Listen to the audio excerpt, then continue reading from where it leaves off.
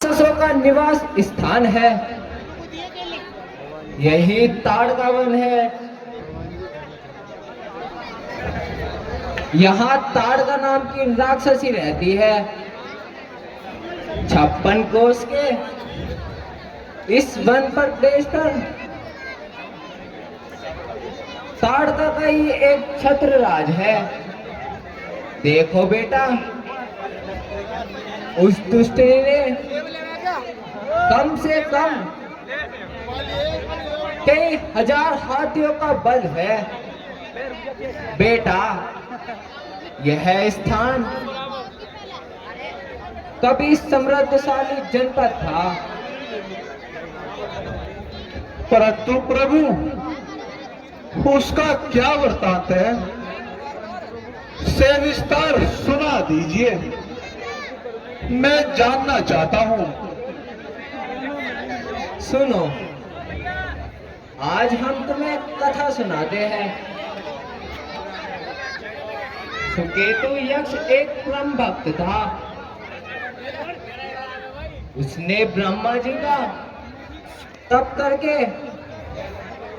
एक संतान का वर पाया और उसके घर में ताड़का नाम की एक कन्या का जन्म हुआ, जिसका विवाह जमनासुर से हुआ। कालांतर में उनके यहाँ मारीच नाम का एक पुत्र उत्पन्न हुआ। एक दिन मुनि पुलस्त मुनि से सुकेतु यक्ष को किसी अपराध पर भस्म करने को कहने लगे। तब ताड़का और मारीच उन्हें मारने को दौड़े। सुमन को क्रोध आ गया।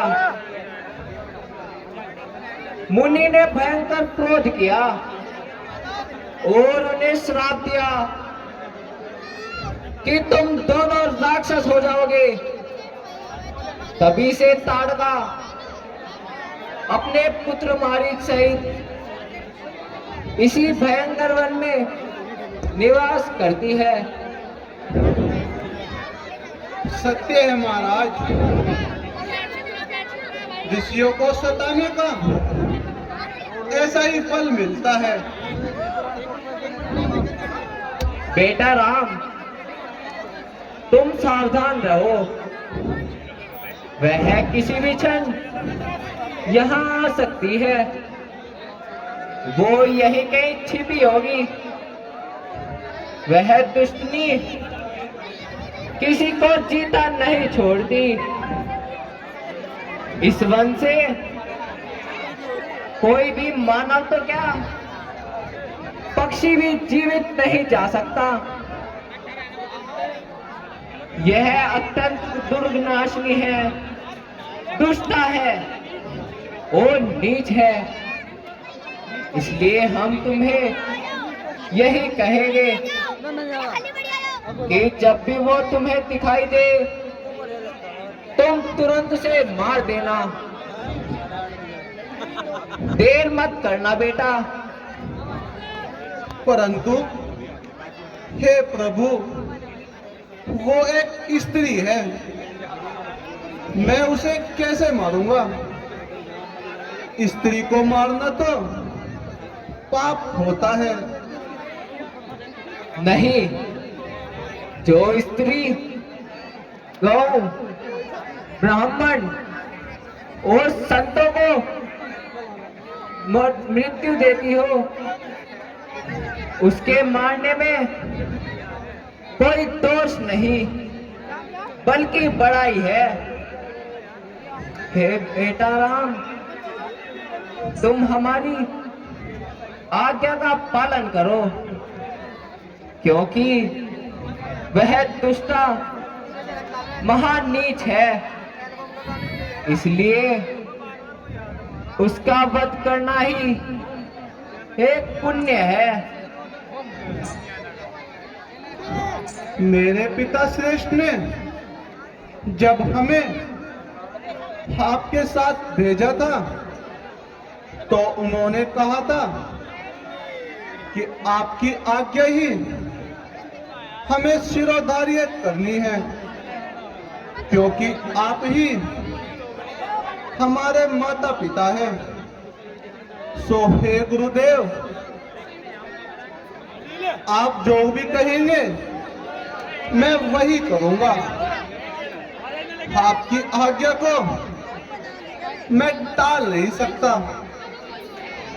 इसलिए हे गुरुदेव, मेरे लिए आपका आदेश शिरोधार्य है। धन्य हो बेटा, हमें तुमसे ऐसी आशा थी,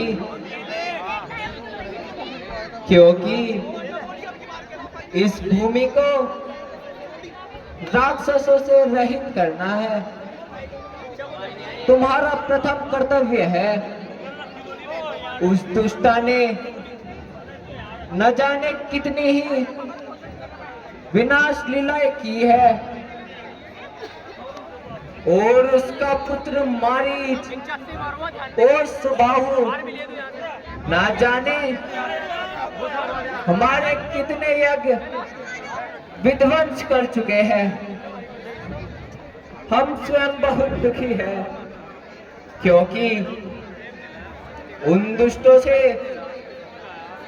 हम निजात कैसे पाए, क्योंकि जो यज्ञ हम करते